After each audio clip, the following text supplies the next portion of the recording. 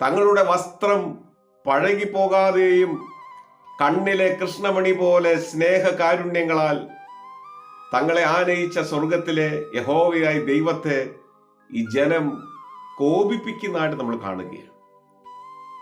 അവർ യഹോവയായ ദൈവത്തിനെതിരെ പിറുപിറുക്കുകയാണ്, മോശയ്ക്കെതിരെ ശാപവാക്കുകൾ ഉച്ചരിക്കുകയാണ്. ആ പ്രതിസന്ധിയുടെ ആഴവും പരപ്പും എത്രത്തോളമാണെന്ന് നമുക്ക് സങ്കല്പിക്കാൻ കഴിയുന്നതേ ഉള്ളൂ. പുറപ്പാട് പുസ്തകം 14-ാമത്തെ അധ്യായത്തിന്റെ 13-14 വചനങ്ങൾ പരിശോധിക്കുമ്പോൾ ഇസ്രായേൽ മക്കളെ ധൈര്യപ്പെടുത്തുന്ന അവരുടെ നേതാവിനെ കുറിച്ച് നാം വായിക്കുകയാണ്. നിങ്ങൾ ഭയപ്പെടേണ്ട, ഉറച്ചു നിൽപ്പിൻ.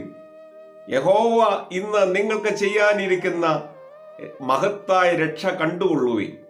ഇന്ന് കണ്ട